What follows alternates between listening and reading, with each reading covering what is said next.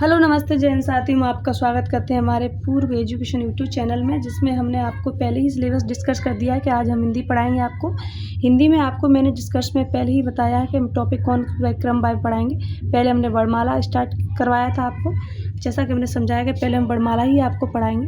तो आज का हम टॉपिक लेते हैं आपका वर्णमाला।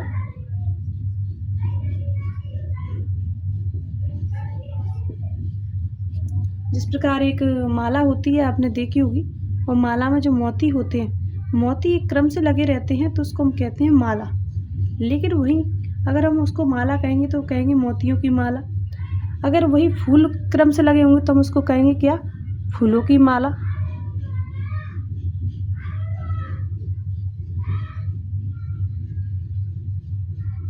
अगर उसमें फूल लगे होंगे तो हम क्या कहेंगे? उसको फूलों की माला। उसी प्रकार आपकी जहाँ पर क्रमबद्ध रूप से आ से ज्ञा तक जाके आपके वर्ड व्यवस्थित रूप से रखे गए हो तो उसको हम कहेंगे वर्णमाला।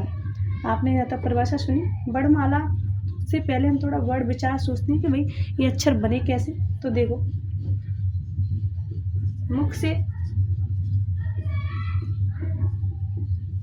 मुख से निकलने वाली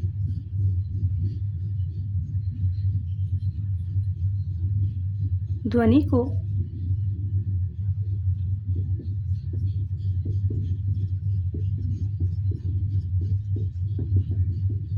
मुख से निकलने वाली ध्वनि को हम क्या कहेंगे? अक्षर कहेंगे।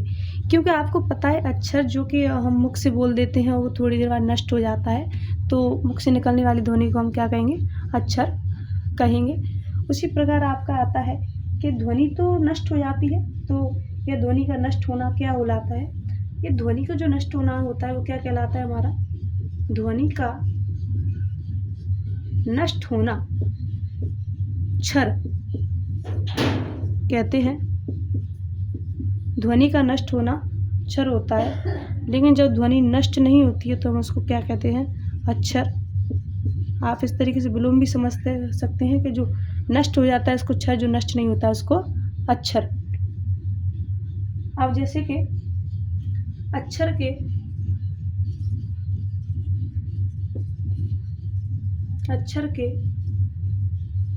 लिखित रूप को हम क्या कहेंगे? वर्ण कहते हैं। अक्षर होता है, पहला बोल रहे हैं तो वो ध्वनि है, लेकिन अगर उसी अक्षर को हम लिख देंगे तो वो हमारा क्या कहलाएगा? वर्ण कहलाएगा। दूसरा पॉइंट आता है कि वर्ण ध्वनि की सबसे छोटी इकाई है। जो आपका वर्ड आता है वो क्या है? ध्वनि की सबसे छोटी इकाई है।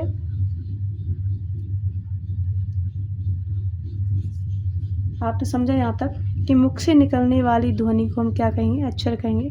जो ध्वनि हम जो मुंह से बोल रहे हैं वो नष्ट हो जाती है थोड़ी देर बाद पश्चात, उसको हम क्षर कहते हैं। और अक्षर के लिखित रूप को जो नष्ट नहीं होता है उसको हम वर्ण कहते हैं। वर्ण ध्वनि की क्या है? सबसे छोटी इकाई है। वहीं आपका फिर वर्णों से क्या बनेगा? वर्णमाला। वर्णों के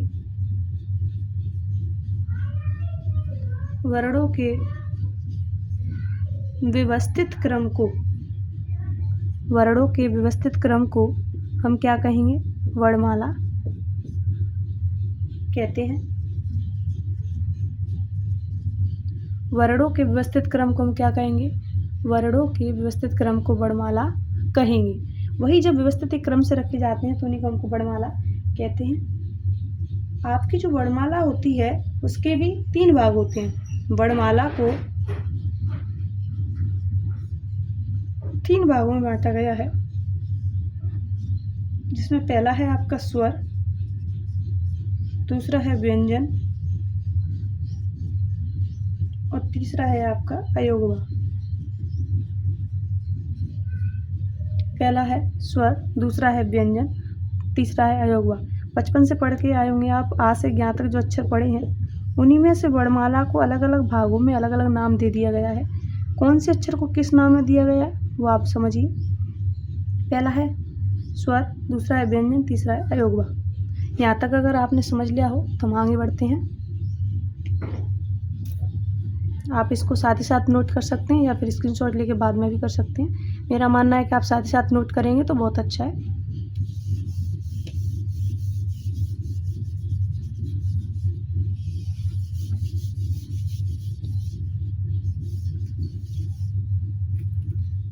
अब आपने देखा कि वर्णमाला को 3 भागों में बांटा गया, स्वर, व्यंजन और अयोगवा। तो हम पहले स्वरों की परिभाषा देखेंगे। स्वरों की संख्या होती है 11,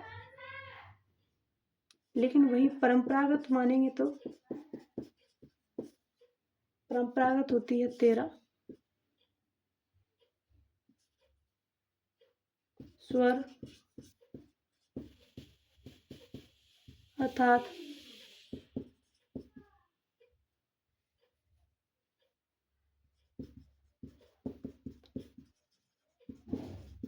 स्वर अर्थात स्वतंत्र ध्वनि, ऐसी ध्वनि जो मुख से हमारे स्वतंत्र रूप से निकलती हो उसी को हम क्या करेंगे, स्वर कहते हैं। थोड़ा लाइट का प्रॉब्लम हो रहा है। स्वर अर्थात स्वतंत्र ध्वनि। वहीं जब व्यंजन की बारी आएगी तो व्यंजन आपके क्या होंगे,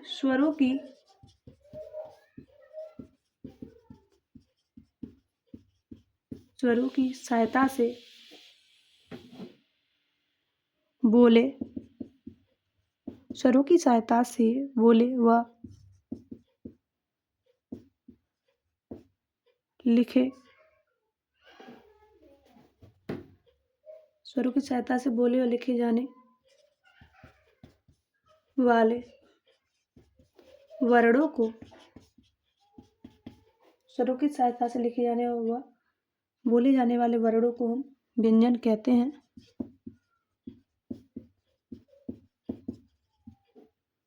व्यंजन कहते हैं। शुद्ध व्यंजनों की संख्या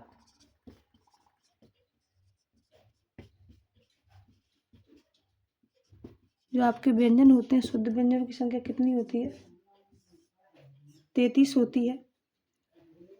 शुद्ध व्यंजनों की संख्या आपकी 33 होती है। अगला होता है आपका अयोगवाह। अयोगवाह में 2 आते हैं, अ और ह।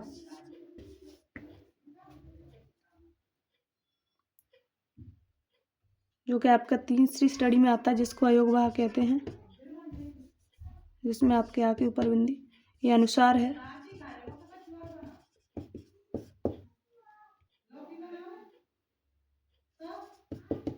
ये आपका विसर्ग।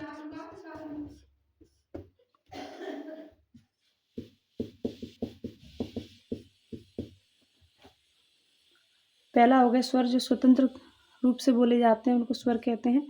व्यंजन में जहाँ स्वरों की सहायता से बोले व लिखे जाने वर्णों को हम व्यंजन कहते हैं। शुद्ध व्यंजनों की संख्या आपकी 33 है।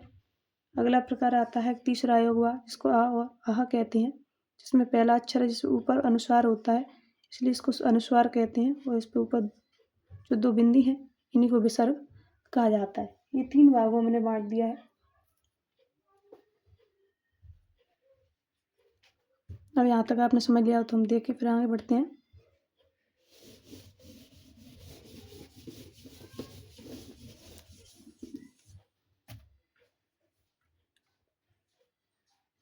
अगला आता है कि स्वरों की संख्या आपकी कितनी थी। स्वरों की संख्या आपकी 11 थी, जिसमें से आपने देखा कि स्वरों के प्रकार भी होते हैं। स्वरों के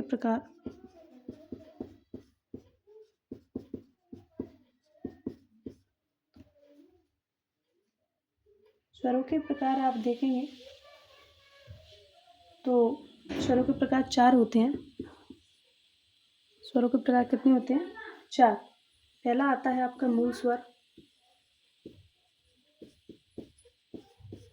पहला आता है मूल स्वर। दूसरा आता है आपका दीर्घ स्वर। पहला आता है मूल स्वर, दूसरा आता है दीर्घ स्वर। मूल स्वर में आता है आपका छोटा टी ऊ सी। ये आपका आता है मूल स्वर में, जो आपने देखे होंगे छोटा छोटी छोटा ऊ और ऋषि, ये आपके मूल स्वर है। दूसरा आता है आपका दीर्घ स्वर। दीर्घ स्वर में बड़ा आ, बड़ी, बड़ा ऊ, ये आपके आते हैं दीर्घ स्वर में। वहीं तीसरा प्रकार होता है आपका प्लुप्त स्वर।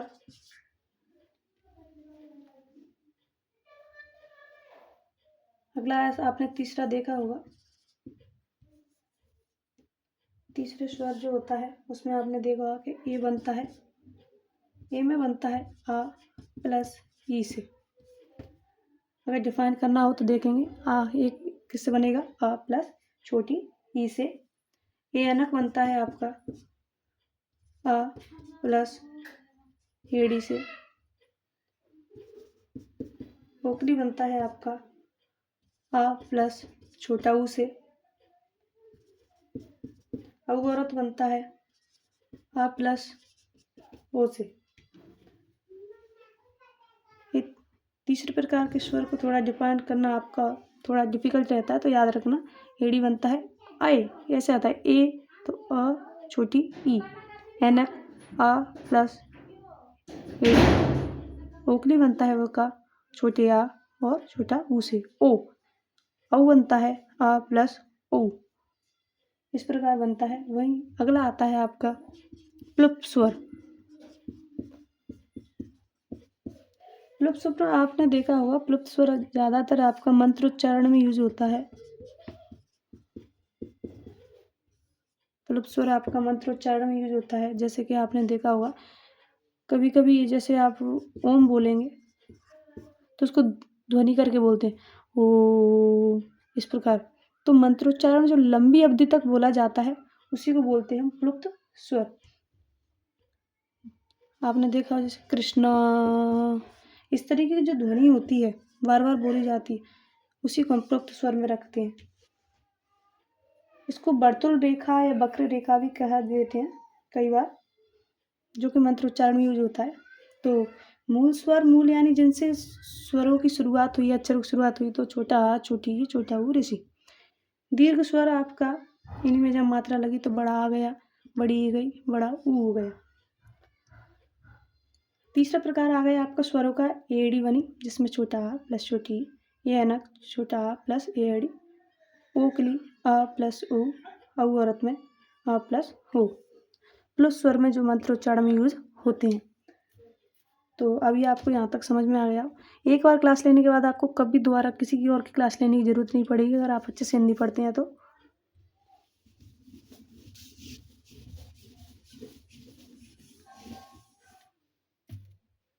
अब टॉपिक आता है कि हमारी मात्राएं क्या होती हैं। इसी में मात्राएं जो बचपन से आप पढ़ते हैं, तो देखिए मात्राओं की जो परिभाषा होती है वो क्या होती है। स्वर जब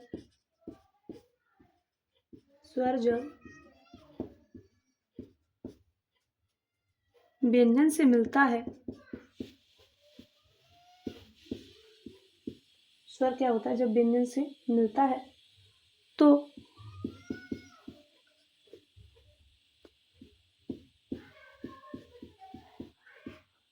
स्वर जब व्यंजन से मिलता है तो अपने रूप को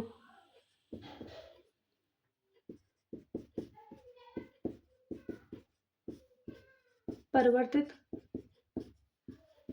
कर देता है। स्वर जब व्यंजन से मिलता है तो अपने रूप को परिवर्तित कर देता है, और इसी परिवर्तित रूप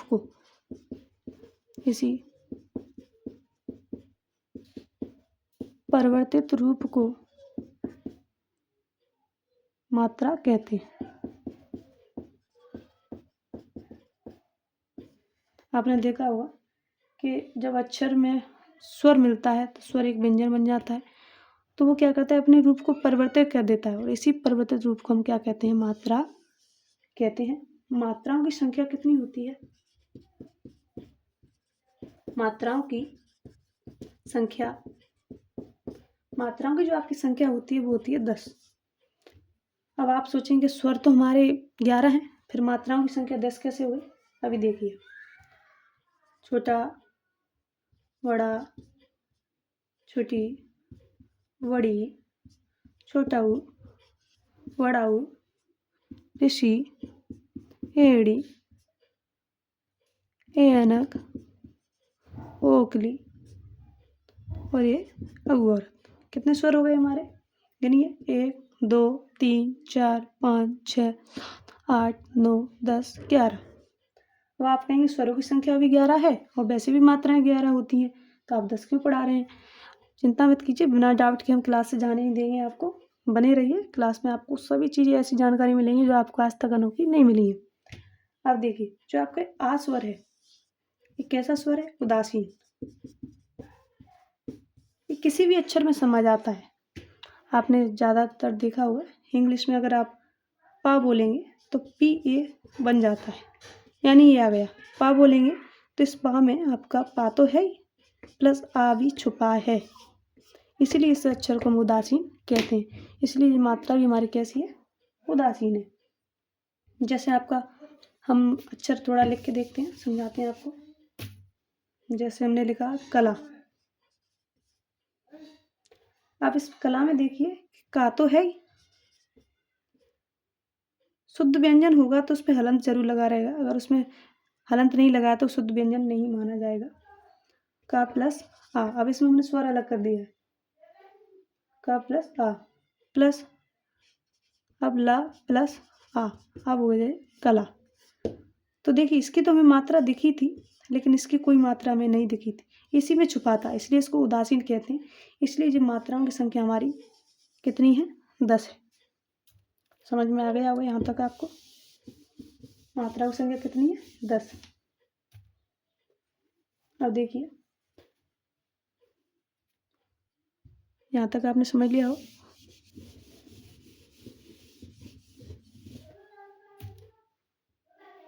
अब हम देखेंगे व्यंजन। व्यंजन कितने हैं आपके? 33, जो कि आप क्या है? शुद्ध व्यंजन है।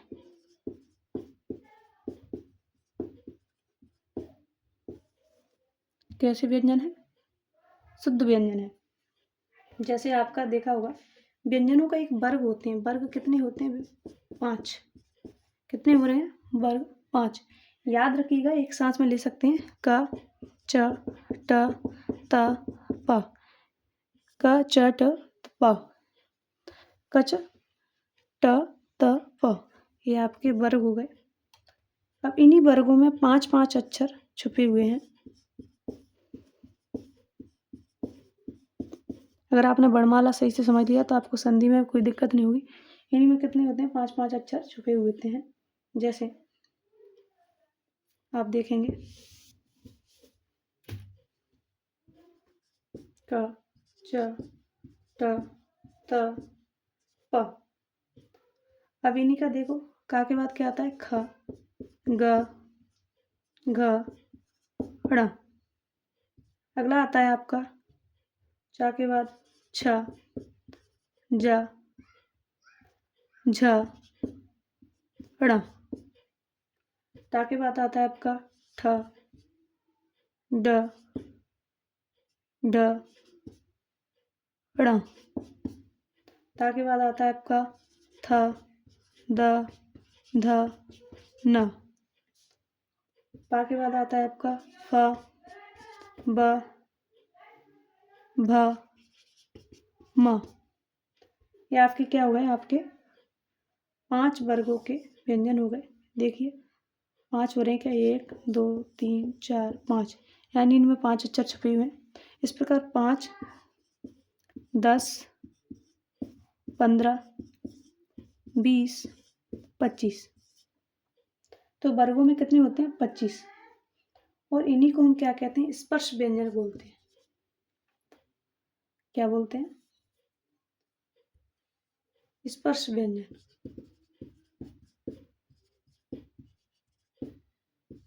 ये जो वर्ग होते हैं, वर्गों के सभी अक्षरों को हम स्पर्शी व्यंजन कहते हैं। यहाँ पर लाइट नहीं आ रही है। स्पर्शी व्यंजन, इसको हम क्या बोलेंगे? स्पर्शी व्यंजन कहते हैं। ये जो आपका ड़ लगा था इसको नुक्ता कहते हैं, नुक्ता। ये जो बिंदी लगी रहती है इसको नुक्ता कहते हैं या अधोबिंदी भी कहते हैं। मराठी का जो एक ला है, मराठी भाषा का है, वो भी इसमें यूज हो जाता है। तो ये हो गए आपके कितने? 25। वहीं आपका आता है अंतस्थ व्यंजन। अंतस्थ व्यंजन में आता है आपका य, र, ल, व। ये आपका अंतस्थ व्यंजन में आता है य, र, ल और व। 4 अक्षर आपके किसके हुए? अंतस्थ व्यंजन। अगला प्रकार होता है आपका ऊष्म व्यंजन। ऊष्म व्यंजन, ऊष्म व्यंजन आपका आता है श, श, स, ह। ये आपके ऊष्म व्यंजन है। 4 इनकी संख्या हो गई, 4 इनकी हो गई, 25 इनकी हो गई, कितनी हो गई? आप जोड़ सकते हैं इसको। 25 प्लस 4 प्लस 4 29, 30, 31, 32, 33। तो आपकी कितनी संख्या हो गई है? 33 हो गई व्यंजनों की संख्या।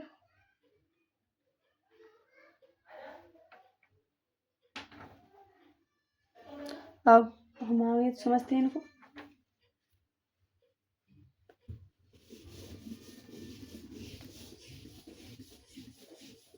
इस प्रकार आपने देखा कि व्यंजन कितने प्रकार होते हैं। व्यंजनों के प्रकार आपके कितने होते हैं? 4। व्यंजनों के प्रकार होते हैं, कितने होते हैं आपके? 4। पहला है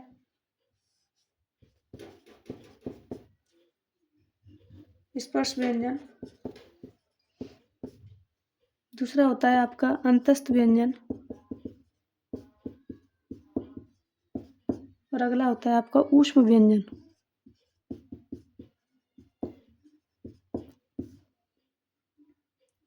लास्ट होता है आपका संयुक्त व्यंजन।